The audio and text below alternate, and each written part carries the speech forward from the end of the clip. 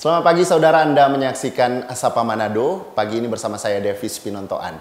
Kita tahu bersama bahwa air adalah sumber kehidupan. Dari setiap tetes air ini akan mengandung harapan bagi para petani, bahkan juga bagi negeri kita. Nah, di tengah tantangan perubahan iklim dan meningkatnya kebutuhan pangan, ketersediaan air menjadi penentu utama untuk ketahanan pangan bangsa. Dan kita tahu bersama bahwa ketahanan pangan tidak hanya berbicara tentang hasil panen, tapi juga tentang bagaimana air ini dikelola. Nah, Balai Wilayah Sungai Sulawesi I Manado di bawah Direktorat Jenderal Sumber Daya Air Kementerian Pekerjaan Umum Republik Indonesia hadir menjadi garda terdepan mengelola air dari hulu hingga hilir, memastikan sawah tetap mengalir dan masyarakat petani di Provinsi Sulawesi Utara tetap berproduksi. Dan kita akan melihat seperti apa strategi bahkan komitmen dari Balai Wilayah Sungai Sulawesi I Manado dalam menjaga ketahanan pangan melalui pengelolaan sumber daya air yang berkelanjutan. Bersama pagi ini saya sudah didatangi tamu ya. Tentunya ini sebagai Kepala Balai Wilayah Sungai Sulawesi I Manado. Selamat pagi Pak Insinyur Sugeng Haryanto, MSI MT. Pagi Mas. Iya, terima kasih Pak di tengah kesibukannya sudah boleh datang ke program Sapa Manado di Kompas TV Manado pagi ini. Ya. Nah, kita mengetahui bersama Pak bahwa peran dari Balai Wilayah Sungai Sulawesi I Manado ini terkait dengan mengamankan air dan menjamin pangan menjadi salah satu peran yang sangat penting, tapi juga strategis bagi ketahanan pangan. Kita tahu bersama bahwa ketahanan pangan ini merupakan salah satu dari 8 misi Astacita Presiden dan Wakil Presiden. Nah, kira-kira bagaimana peran Balai Wilayah Sungai Sulawesi I Manado untuk mewujudkan misi ini, Pak? Ya. Terima kasih Bung Davis. Jadi kami adalah instansi vertikal kepanjangan dari Kementerian Pekerjaan Umum, khususnya Direktorat Sumber Daya Air. Salah satu tugas kami memang adalah mendayagunakan sumber daya air, yaitu bagaimana kita mengatur, mengelola air itu supaya punya manfaat, termasuk di dalamnya adalah untuk kebutuhan air baku, kemudian air minum ya, kemudian air baku juga untuk pangan, untuk sawah. Nah, tahun 2025 ini adalah tahun di mana Astacita Presiden yang baru, yaitu Presiden Prabowo dan Wakil Presiden Gibran, terutama cita kedua yang salah satunya adalah untuk ketahanan pangan. Jadi ada banyak program yang sudah kita susun dan kita laksanakan mulai tahun 2025 ini dalam rangka untuk mengelola air itu sebagai upaya untuk mendukung ketahanan pangan, program ketahanan pangan yang ada di Astacita. Ya, jadi program-program itu diantaranya adalah peningkatan jaringan irigasi, rehabilitasi jaringan irigasi, demikian juga dengan kegiatan rehabilitasi dan pembangunan sumur air tanah untuk jaringan irigasi.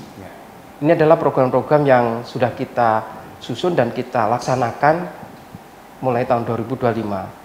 Dalam rangka mendukung program ketahanan pangan. Ya, oke. Kemudian kalau kita lihat tindak lanjut dari Inpres nomor 2 tahun 2025 terkait dengan percepatan pembangunan, peningkatan, rehabilitasi serta operasi dan pemeliharaan jaringan irigasi yang disampaikan oleh Bapak tadi untuk mendukung swasembada pangan begitu Pak ya. Sulawesi Utara sendiri bagaimana Pak? Dari kalau kita lihat kan ini cukup luas ya kita di Sulawesi Utara secara demografis ya. Bahkan ada yang di kepulauan begitu Pak. Bagaimana? Ini jadi tantangan tersendiri sebenarnya ya. Ya. Jadi Inpres nomor 2 tahun 2005 itu berbicara tentang percepatan yang tadi disebutkan untuk pembangunan, peningkatan, rehabilitasi dan juga operasi dan pemeliharaan jaringan irigasi kewenangan daerah. Karena begini, tidak semua irigasi yang ada di Provinsi Sulawesi Utara ini kewenangan kami, kewenangan balai, kewenangan pusat. Tapi ada juga irigasi-irigasi yang menjadi kewenangan daerah. Contoh, ada Permen 14 tahun 2015 itu mengatur kalau irigasinya lebih atau kurang dari 1.000 itu menjadi kewenangan pemerintah kabupaten pengelolaannya ya. Kemudian yang antara 1.000 sampai 3.000 itu menjadi kewenangan pemerintah provinsi. Nah, kami ini di Provinsi Sulawesi Utara hanya mengelola irigasi yang luasnya, irigasi teknis yang luasnya di atas 3.000 hektar. Itu ada 4, yaitu daerah irigasi Sangkup di Bolmut, Bolaan Mongondo Utara, kemudian daerah irigasi Kosinggolan, daerah irigasi Toraut itu di Bolmong, dan daerah irigasi dataran tinggi Kota Mobagu atau kita singkat Dakota itu ada di Kota Mobagu sendiri dan Boltim. Nah, ini yang kita kelola sebenarnya. Nah, di samping itu masih ada irigasi yang menjadi kewenangan daerah. Makanya tadi saya katakan kalau Inpres nomor 2 ini hanya berbicara kepada irigasi-irigasi yang selama ini menjadi kewenangan pemerintah daerah. Kenapa sih harus turun tangan? Nah, ini jadi pertanyaan ya. Gitu ya. Jadi selama ini kita tahu bahwa secara klasik ya, keterbatasan anggaran itu atau prioritas pembangunan itu menjadi dilema dalam pengelolaan irigasi kewenangan daerah. Ya kan? Karena keterbatasan anggaran, udahlah irigasi agak dibelakangkan gitu atau prioritasnya di urutan yang kesekian. Mungkin prioritas yang lain yang didahulukan. Oleh karena sehingga menyebabkan irigasi-irigasi yang selama ini menjadi kewenangan pemerintah daerah ini mengalami penurunan fungsi. Kinerjanya turun. Nah, ketika ini kenapa Pak sampai kinerjanya turun? Salah satu yang menyebabkan kinerjanya turun adalah karena operasi dan pemeliharaannya tidak maksimal, anggaran terbatas dan sebagainya. Demikian juga kalau rusak tidak segera diperbaiki, akhirnya menyebabkan kerusakan yang lebih parah.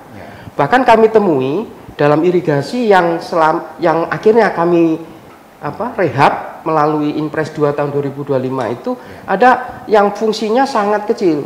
Saya ingat di daerah Minsel ada potensi irigasi ini 300 hektar. Tapi karena kerusakan yang bertahun-tahun tidak diperbaiki, tinggal 30 hektar saya lihat di lapangan. Nah, ini yang irigasi-irigasi ini yang bisa diusulkan ke pemerintah pusat supaya pemerintah pusat melalui Balai Wilayah Sungai bisa turun tangan untuk memperbaiki. Iya, ini sangat disayangkan kalau kita lihat pengelolaannya tidak secara maksimal, apalagi kalau berbicara tentang ketahanan pangan, ini perluasan lahan juga yang menjadi kebijakan dari pemerintah provinsi yang akan menjadi tujuan sasaran juga dari Gubernur Sulawesi Utara untuk perluasan lahan terkait dengan swasembada pangan. Kita nanti akan kembali Pak di segmen kedua perbincangan kita pagi ini, masih terkait dengan peran Balai Wilayah Sungai Sulawesi 1 Manado, bagaimana mengamankan air dan menjamin pangan. Tetaplah bersama kami.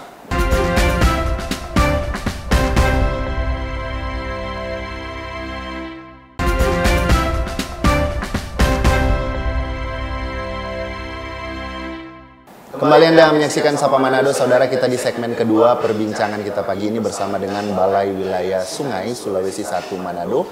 Dan kita masih terkait dengan pengelolaan ya, tadi Kepala Balai juga sudah sempat menjelaskan bagaimana daerah-daerah yang menjadi cakupan untuk pengelolaan irigasi ya. Kemudian kewenangan daerah terkait dengan berapa hektar jumlahnya yang harus dilakukan oleh daerah, tapi sangat disayangkan beberapa daerah termasuk yang ada di Kabupaten Minahasa Selatan yang sepertinya dalam hal ini dalam tanda kutip terbiarkan ya begitu ya Pak ya, dan itu perlu ada pengelolaan, tapi juga ini akan jadi bagian dari Balai Wilayah Sungai untuk menjalankan itu jika nantinya tidak dikondisikan secara baik. Tapi tadi saya sangat menarik Pak melihat ada lokasi-lokasi yang ini Sulawesi Utara, tapi karena memang ini lumbung pangannya ada di Bolaan Mongondo Raya ya, sehingga tadi kalau dilihat memang sebagian besar di sana. Ini mungkin bisa dijelaskan sedikit dulu Pak, sebelum lebih jauh kita mengetahui kondisi-kondisi irigasi di sana seperti apa. Baik, jadi 4 irigasi kewenangan pusat semuanya ada di Bolmong Raya. Ya. Nah, dan itu memberikan andil yang sangat besar bagi ketahanan pangan, swasembada pangan di Sulawesi Utara. Ya. Memang kita tahu kan selama ini bahwa lumbung pangan dari Provinsi Sulawesi Utara ini adanya kan di Bolmong Raya. Jadi memang sangat wajar bahwa di tahun 2025 ini hampir 80% pekerjaan terkait dengan ketahanan pangan yang kita laksanakan itu ada di Bolmong Raya. Bolmong Raya. Iya, Pak. Kemudian terkait dengan kondisi irigasi yang ada di sana untuk mendukung swasembada pangan seperti apa Pak untuk area-area ini? Seperti rata-rata ya. Kami itu setiap tahun punya survei untuk mengukur kinerja jaringan irigasi. Jadi kita ukur seberapa sih kinerja jaringan irigasi, terutama yang kewenangan pemerintah pusat ya.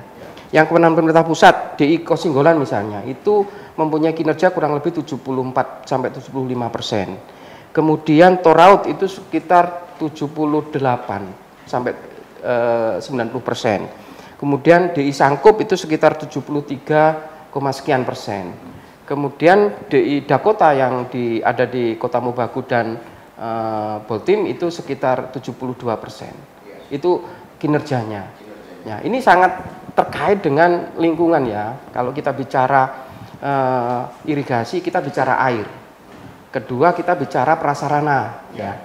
Jadi kalau airnya terjamin, catchment area kita terjaga, air yang masuk ke sungai terjaga, dan prasarana bagus, maka kinerjanya akan bagus. Nah, rata-rata kita masih di angka di atas 70, tapi kita belum ada yang kinerjanya sampai 90%. Memang banyak hal ya. Tentu saja pemeliharaan juga menjadi operasi dan pemeliharaan juga menjadi salah satu faktor yang menentukan. Tapi alam dan lingkungan juga menjadi salah satu faktor yang menentukan juga. Ketika lingkungan tidak baik, lingkungan rusak, catchment area tidak baik, maka pasokan air ke sungai dan ke irigasi kami akan menurun. Itu menjadi sumbangan terbesar bagi kinerja kami. Ya.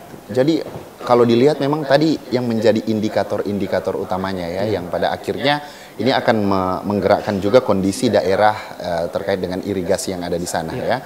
Kemudian Pak, kalau kita lanjut lagi soal bagaimana keberadaan bendungan Lolak ini Pak, yang berdampak dalam ketahanan pangan di Bola Mongondo seperti yang disampaikan tadi, yang juga merupakan ya daerah lumbung pangan di Sulawesi Utara. Betul. Jadi bendungan Lolak salah satu fungsinya yang sangat besar adalah, dan kita harapkan ke depan ini menjadi fungsi utamanya adalah untuk penyediaan air untuk irigasi. Kami sudah mengalokasikan sekitar 7 meter kubik per detik untuk irigasi, dan itu sangat besar sekali.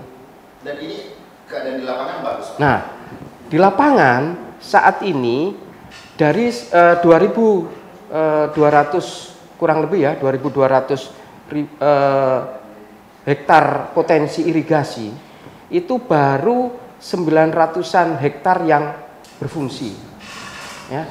Nah, kemudian yang 1.300 kita belum bangun jaringannya, karena hari ini mohon maaf ini harus saya sampaikan bahwa 1.300 area potensial untuk irigasi Lolak ini tumpang tindih dengan kawasan industri Kimong yang sudah ditetapkan. Nah, oleh karena itu mungkin ke depan ya kami berharap banyak bahwa ada kebijakan yang terkait dengan tata ruang supaya kami bisa melanjutkan pembangunan jaringan irigasi di 1.300 hektar lahan ini untuk irigasi. Nah, yang 900 ya, yang 900 hektar sudah fungsional dan kami jamin 300% IP-nya bisa kita kerjakan. Ini tergantung petaninya, artinya dalam 1 tahun dia bisa tanam sampai 3 kali. Karena airnya sudah terjamin dari bendungan untuk 900 hektar. Nah, di situ ada sumbangan sangat besar. Kita bayangkan kalau 1 hektarnya sekali panen 5 ton misalnya, udah dikalikan aja. Ini menjadi sumbangan yang sangat besar untuk Bolaan Mongondo maupun untuk Sulawesi Utara. Oke, iya, wah luar biasa ini pahlawan ternyata ya. Karena memang ini Balai Wilayah Sungai juga menjadi salah satu penentu untuk seperti yang di awal tadi, garda terdepan untuk bagaimana bisa layanan irigasi ini bisa berjalan dengan baik. Tapi memang tadi ada kendala ya yang disampaikan. Saya tersentil sedikit Pak. Ini kendala, selain kendala-kendala ini kendala apa lagi Pak yang terjadi di lapangan terkait dengan layanan irigasi? Tadi saya sudah bicara tentang air ya.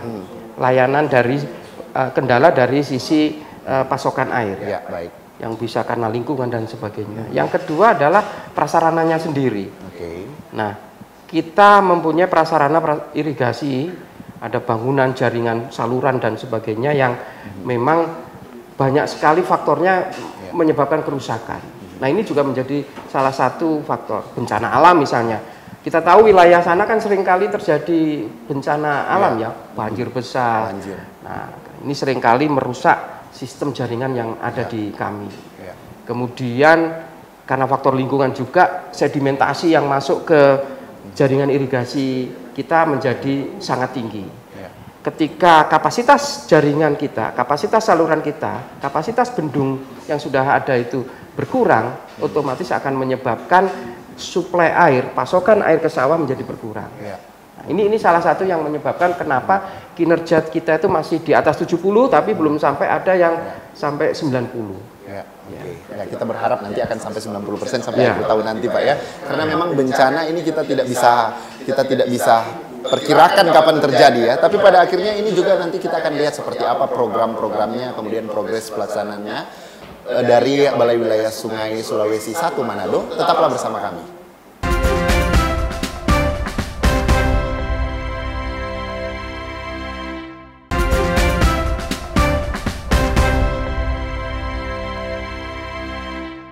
Terima kasih Anda masih bersama kami di Sapa Manado, saudara. Di segmen terakhir ini kita masih bersama dengan Balai Wilayah Sungai Sulawesi 1 Manado. Kita masih berbincang terkait dengan bagaimana peran BWS Sulawesi 1 Manado ini dalam mengamankan air dan menjamin pangan. Kita sudah melihat tadi beberapa kendala yang terjadi di lapangan, tapi kita berharap ini akan berproses dan akan ada program-program juga yang akan mendukung sehingga akan membantu bisa mencapai 90% seperti yang disampaikan oleh Bapak tadi.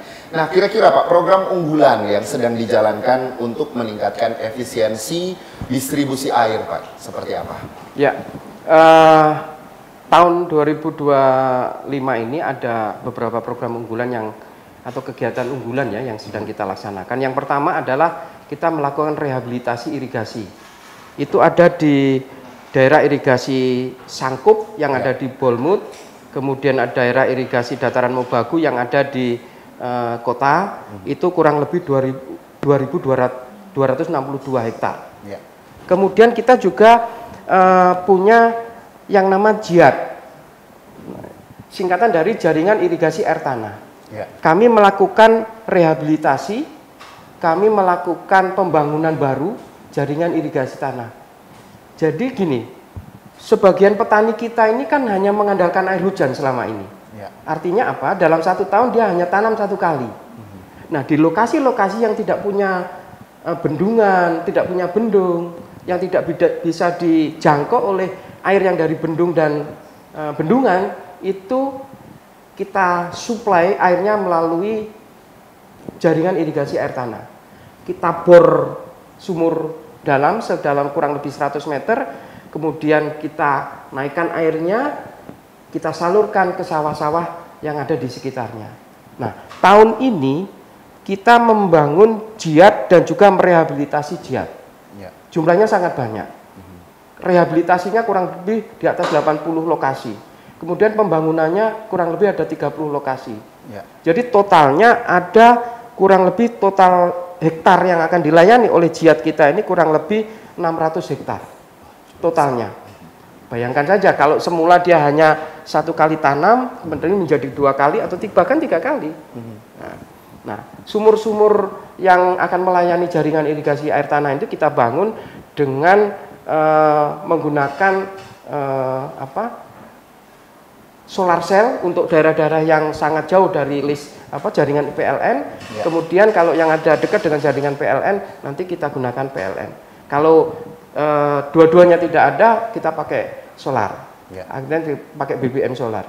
Arahan dari Pak Menteri, kami diminta untuk merubah dari yang solar ini menjadi listrik PLN atau dengan solar cell. Nah, kemudian program berikutnya yang tidak kalah penting adalah kita juga melakukan rehabilitasi jaringan tersier.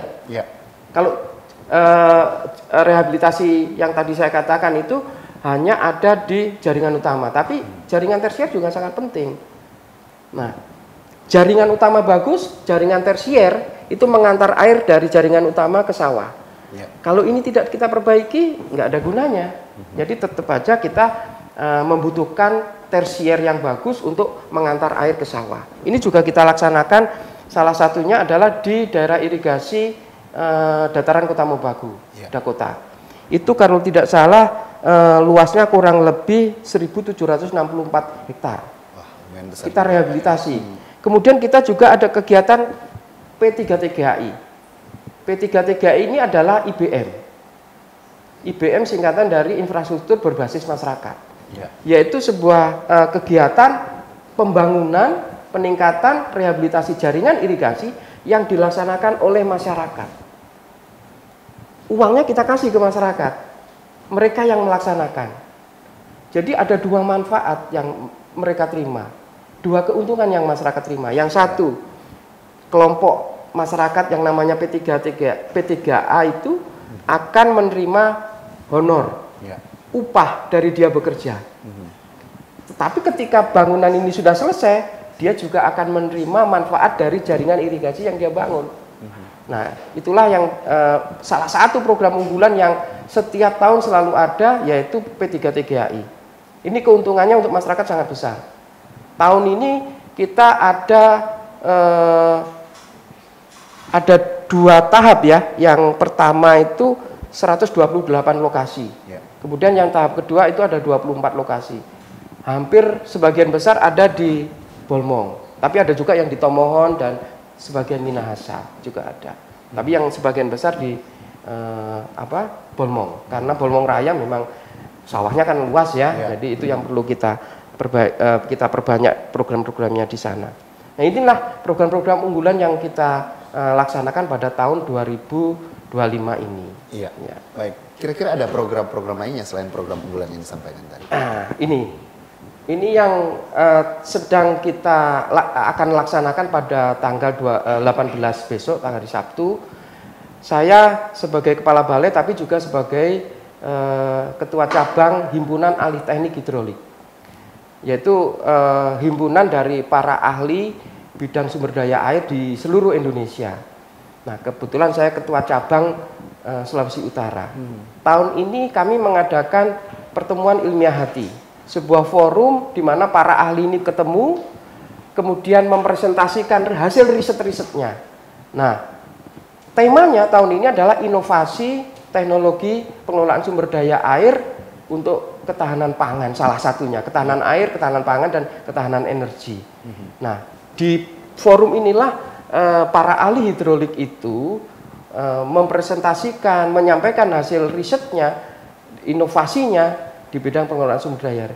Keuntungannya apa untuk Sulawesi Utara? Yang pertama, tentu saja kami ingin bahwa hasil riset itu, terutama kita mengikutkan anggota-anggota kita ya, yang dari akademisi, praktisi, ya, kemudian juga adik-adik mahasiswa S2, S1 itu juga ikut dalam forum ini. Mereka bisa menyampaikan ide-ide dan hasil risetnya. Salah satunya keuntungan bagi Sulawesi Utara supaya hasil-hasil riset itu juga memberikan dampak pada pengelolaan sumber daya air dalam rangka mendukung ketahanan air, ketahanan pangan, dan ketahanan energi. Ya, Pak, terkait sinergitas dari Balai Wilayah Sungai Sulawesi 1 Manado ini dengan TNI atau pihak-pihak terkait seperti apa, Pak? Nah, di tahun ini tadi kami sudah sampaikan program kita banyak, program unggulan kita sangat banyak. Nah, salah satu pihak yang memang kita libatkan selain masyarakat ya melalui P3TGAI, kami juga melibatkan TNI dalam rangka melakukan rehabilitasi jaringan irigasi tersier yang ada di Kota Mobagu dan sekitarnya. Nah, kami memandang bahwa TNI ini punya sumber daya, baik manusianya maupun peralatannya dalam rangka kegiatan ini. Karena ini crash program, waktunya sangat pendek.